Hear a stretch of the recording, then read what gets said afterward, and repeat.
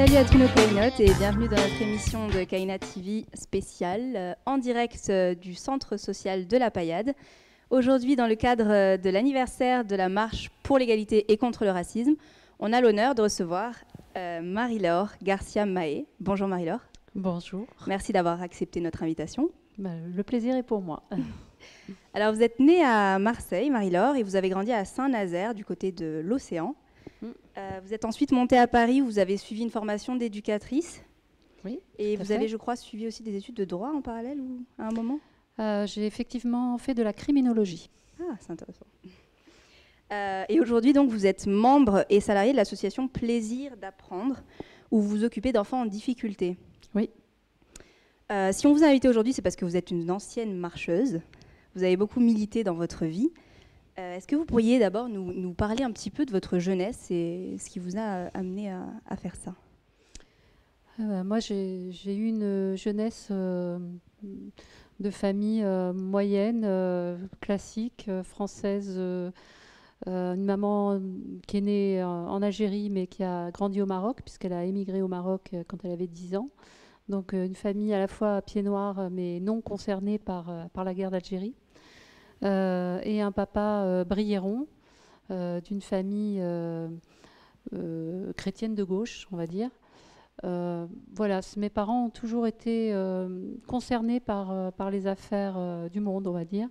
Ils étaient au CCFD, Comité catholique contre la faim et pour le développement. C'était des gens, on va dire, voilà, catho progressistes, comme on disait à l'époque. Je pense que ça a dû m'influencer. J'ai aussi eu des membres de ma famille qui ont beaucoup voyagé. Bon, les Bretons dans cette région voyagent beaucoup. Donc, de cette façon, je suis allée aussi attirée par l'endroit où ma mère avait grandi. Et à la fois parce que du côté de mon père, beaucoup étaient en Afrique, en Inde, etc. Donc, j'ai eu envie de voyager moi-même et j'ai fait mon premier voyage à 18 ans en Algérie. Donc, vous êtes allée où en Algérie? Alors, je devais aller du côté d'Oran, Tlemcen, Ain Temouchent, qui est en fait le lieu où ma mère a passé ses 10 premières années. Et le hasard a fait que j'ai rencontré quelqu'un qui m'a amenée du côté de l'Est. Donc, j'ai fait plutôt la Kabylie. Constantine, Sétif en passant, on va dire. Et on s'est arrêté par contre à Guelma, où j'ai passé un petit moment à Guelma. J'ai visité aussi... Annaba, je voulais dire. J'ai visité aussi Guelma et Soukaras, mais je me suis arrêtée plutôt à Annaba. Voilà. D'accord. Donc ça vous a un petit peu influencé ou pas? Ça m'a influencé. Disons que moi, jusqu'à ce que j'ai une 8aine d'années, je pensais que j'étais algérienne. Parce que à l'endroit où nous étions en Loire-Atlantique, donc non loin de Nantes, les familles pieds noirs, il y en avait très peu. Et on ne faisait pas le lien entre le fait d'être né en Algérie et le fait d'être français d'Algérie. Donc moi, du coup, je mettais toujours le lieu de naissance de ma mère, c'était Algérie. Et du coup, je pensais que j'étais algérienne pendant un petit moment, quoi. Puis après, petit à petit, j'ai compris que ce n'était pas le cas. Bon, voilà, c'est simplement, j'ai compris qu'en fait, non, j'étais pas algérienne. Mais bon, d'ailleurs, je ne comprenais pas trop ce que ça signifiait. Voilà, mais ça... Toujours est-il que ça n'a pas été un traumatisme, hein, ni dans un sens ni dans l'autre, mais en tout cas, quand je suis arrivée à Paris, la deuxième année, donc je suis arrivée à Paris en 82 pour faire l'école d'éducatrice.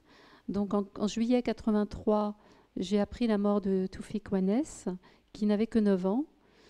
Et effectivement, peut-être que le fait de m'être cru longtemps moi-même d'ailleurs, je ne sais pas, hein, en tout cas, je sais que j'ai été bouleversée par le crime de cet enfant. Oui, alors on le rappelle, il y avait eu à l'époque beaucoup de bavures policières, de crimes racistes. Et c'est ce qui vous amène finalement en 83, lorsque vous êtes en deuxième année d'études, à participer à cette marche. Oui. pour légaliser contre le racisme?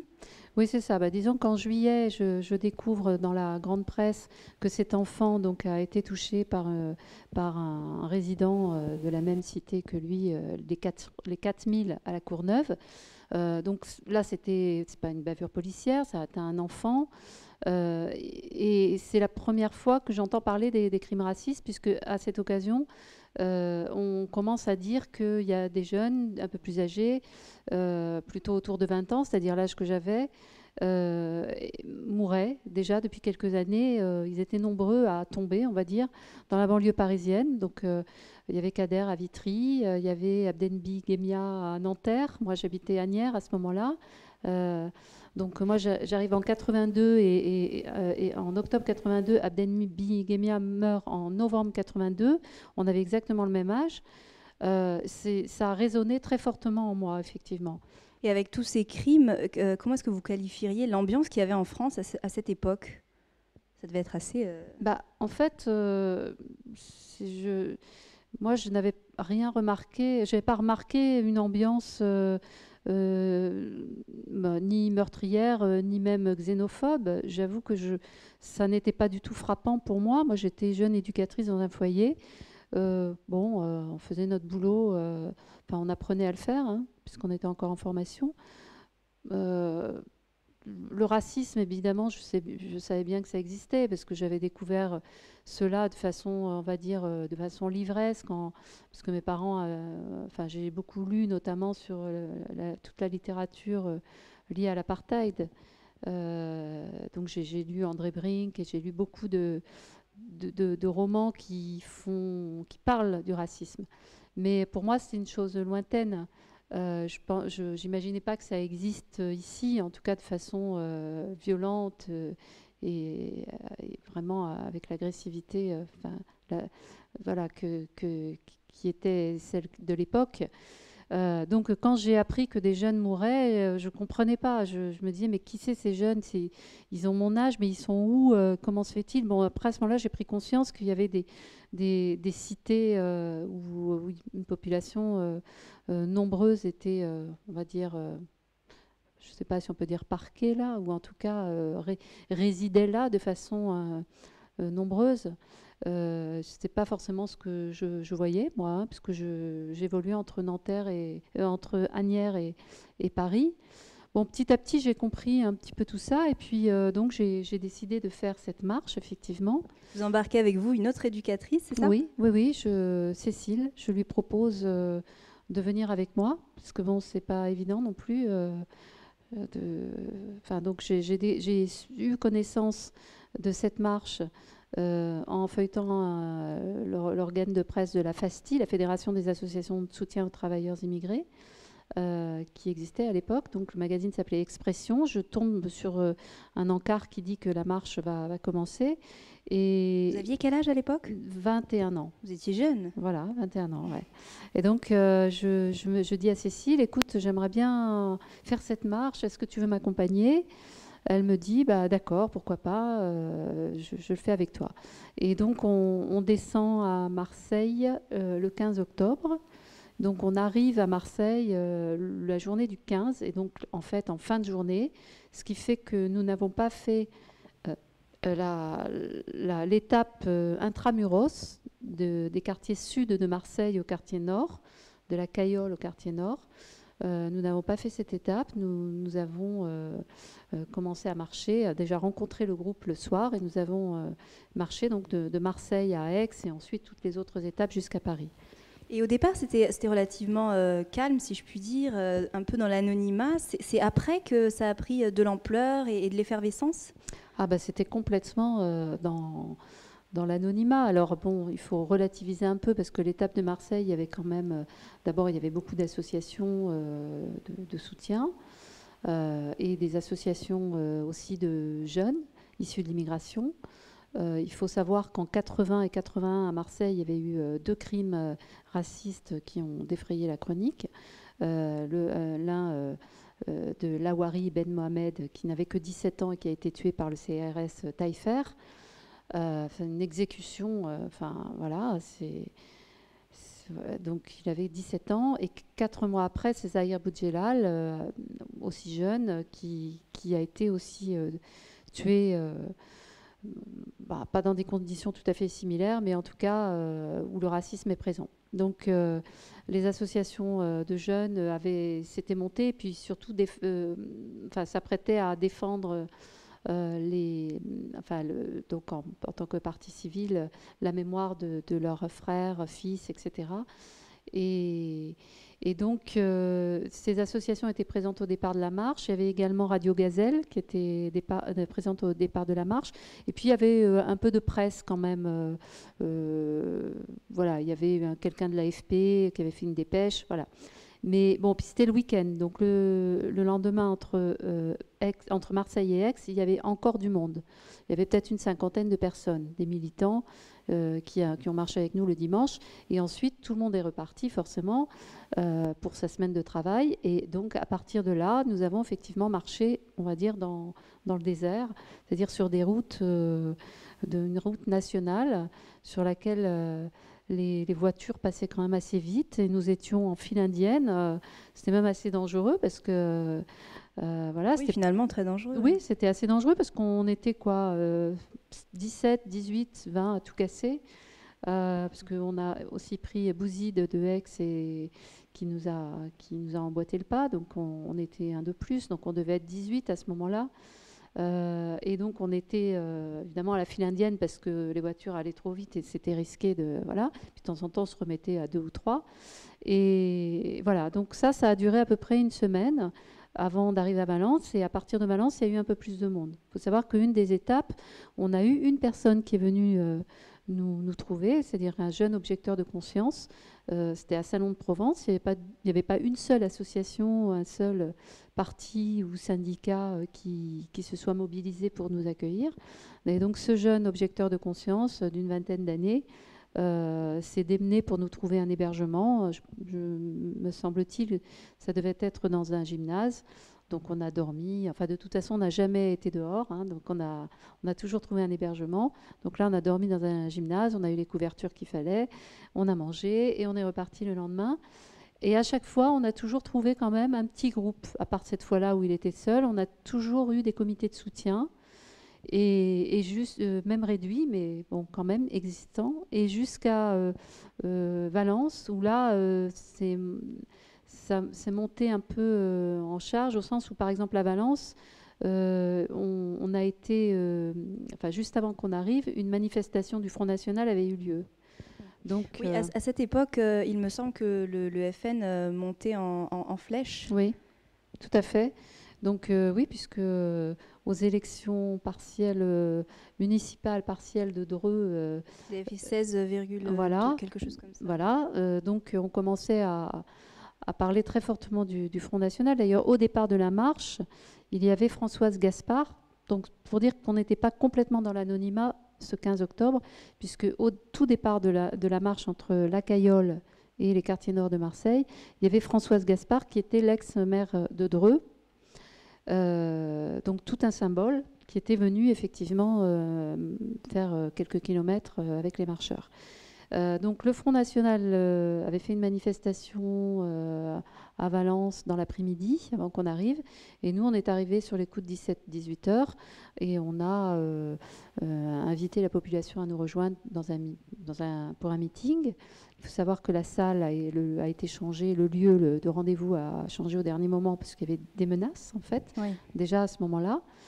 Et à partir de là, jusqu'à Lyon, ça a été, c'est monté progressivement.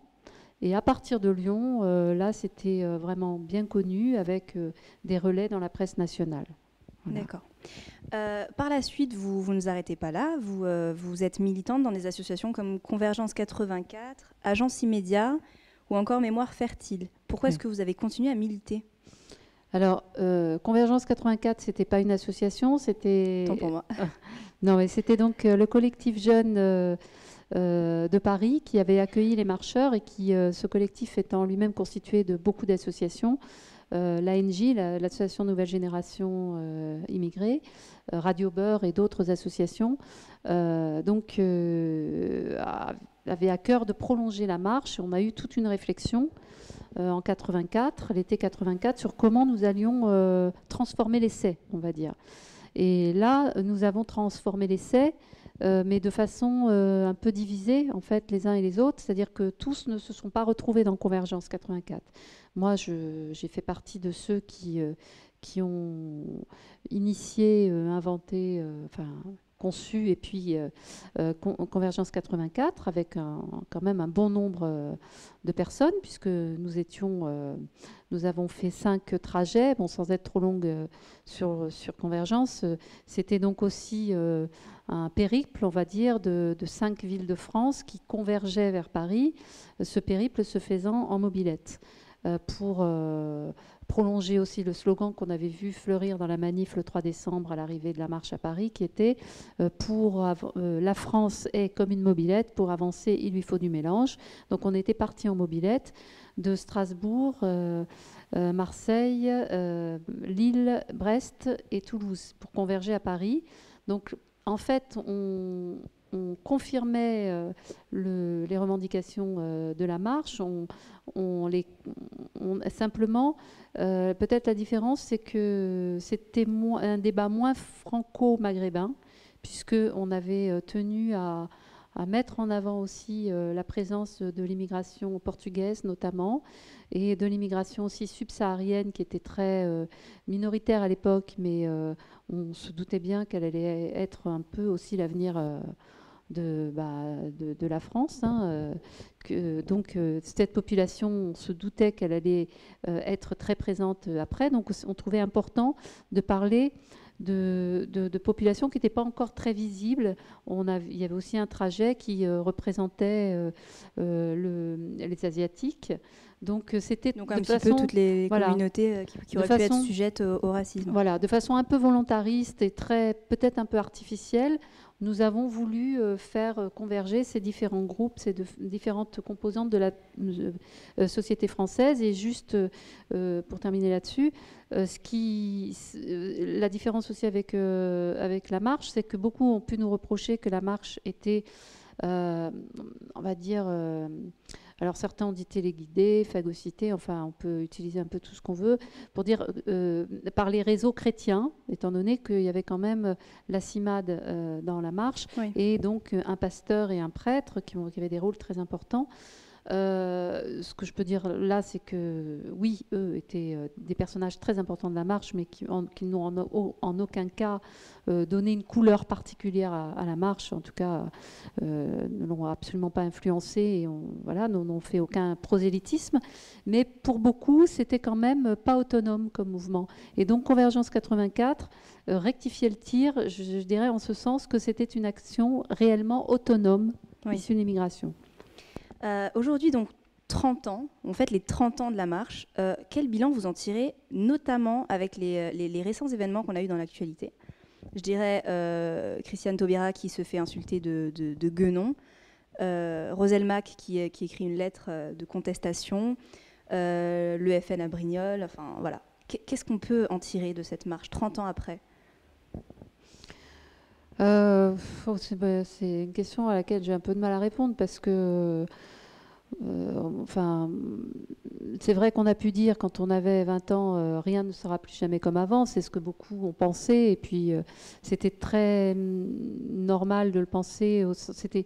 C'est-à-dire qu'à la fois on le pensait et comment dire, c'était un cri émotionnel. Enfin, c'était tellement incroyable de rassembler 100 000 personnes à Paris qu'on a vraiment eu le sentiment que rien ne serait jamais plus comme avant.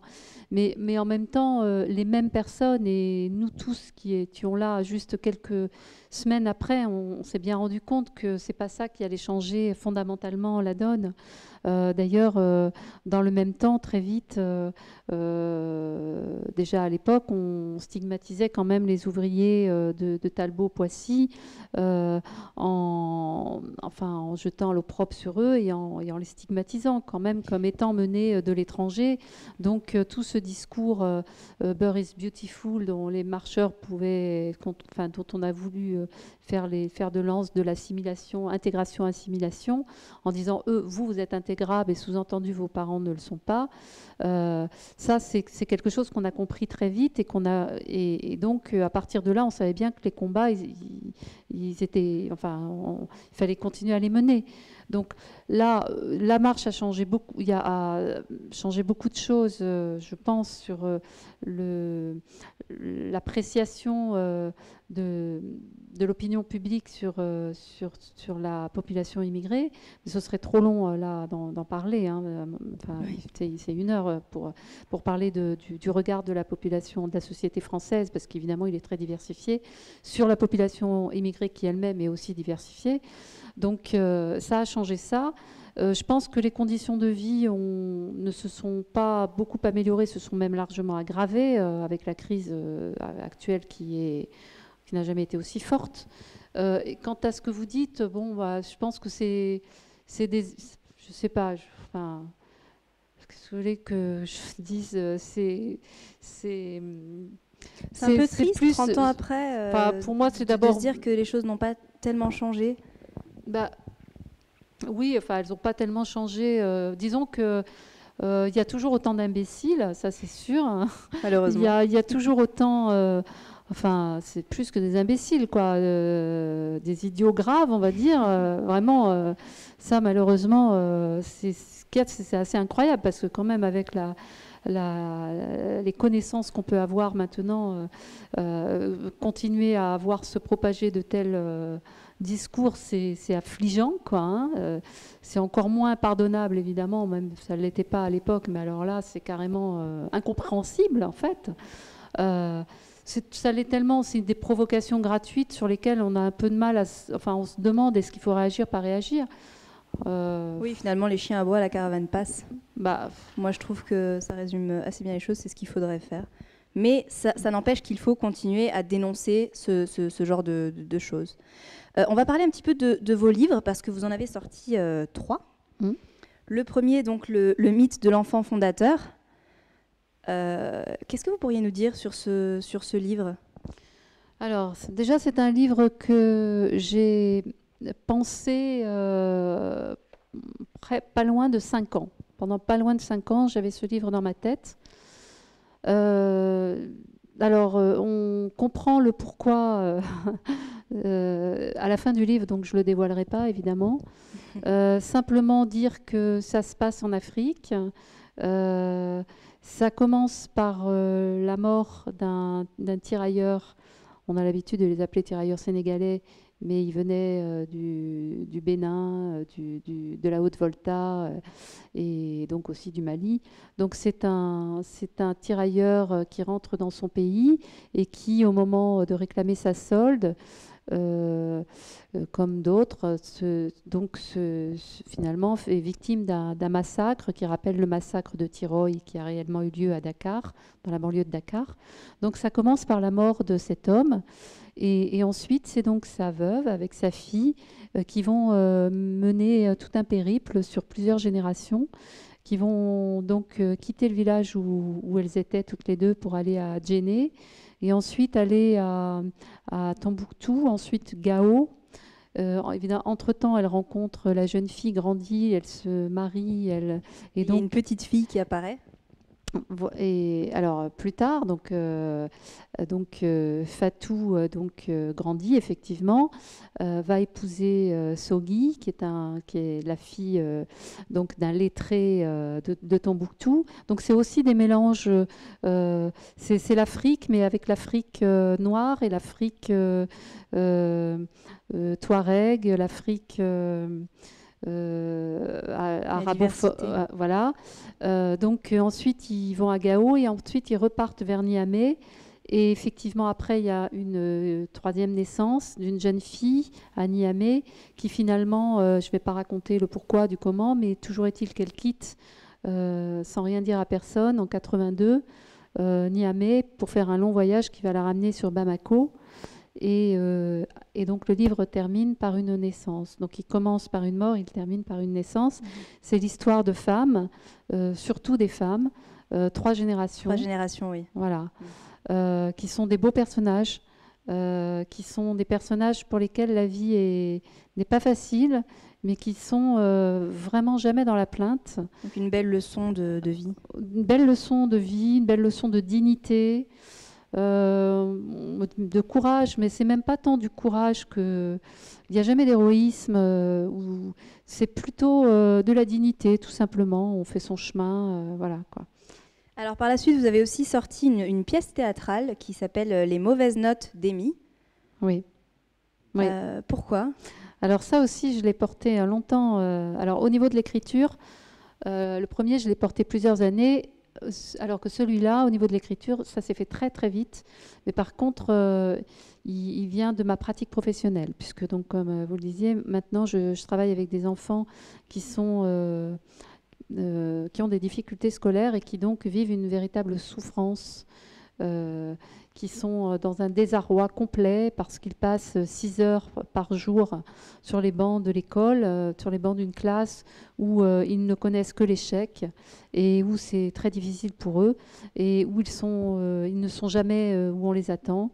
Et c'est une véritable souffrance et c'est rarement abordé de ce point de vue-là. Donc j'ai voulu faire parler cette petite fille qui a 10 ans et qui vit ce grand désarroi. Voilà, le désarroi qui est quand on est 6 heures par jour dans un endroit où on ne comprend pas ce qu'on y fait et où on sait qu'on déçoit tout le monde, les enseignants mais aussi ses parents, et où on se fabrique une image de soi très négative. Et voilà, et c'est un peu l'objet. Mais en même temps, c'est positif, vous verrez, ça se termine bien. On attend une éventuelle mise en scène bientôt. J'aimerais bien. Appel au metteur en scène. Alors, on va finir très rapidement sur donc votre dernier livre qui est En marche, oui. Donc en relation bien sûr avec la marche pour l'égalité et contre le racisme. Alors là aussi, évidemment, je l'ai porté très longtemps dans ma tête, oui.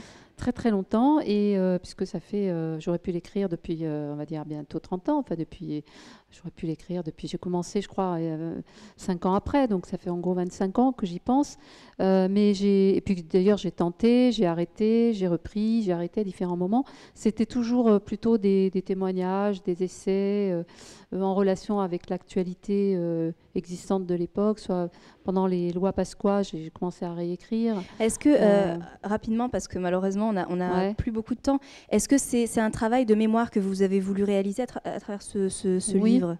Déjà, là, j'ai finalement opté au dernier moment pour un roman, donc ça c'est important de le dire. C'est un roman qui néanmoins rend hommage aux marcheurs, puisqu'ils sont nommés avec leur prénom.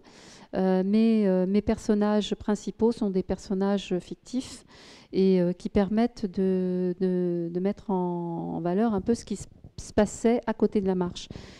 Donc toute la marche est relatée pratiquement de A à Z. Les anecdotes sont celles qu'on a vécues. Simplement, j'ai aussi inventé des moments. Et bien sûr, oui, c'est une mémoire c'est un hommage à cet événement que je tenais à rendre. Alors vous terminez avec un bel épisode où vous mettez en scène 2 personnages qui se revoient 30 ans après, très symbolique, et qui se demandent donc si aujourd'hui on devrait refaire une marche, qu'est-ce que ça donnerait, comment est-ce qu'on...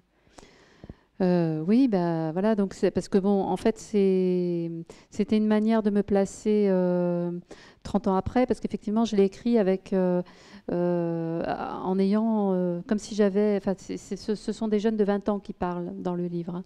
C'est vraiment des jeunes de 20, 25 ans qui parlent.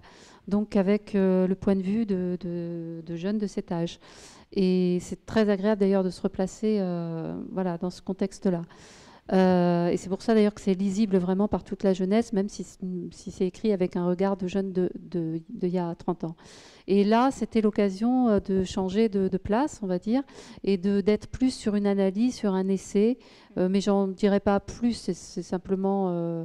Oui, donc voilà. Un livre très constructif, très, très facile à lire, accessible à tous, que je recommande à tous de lire.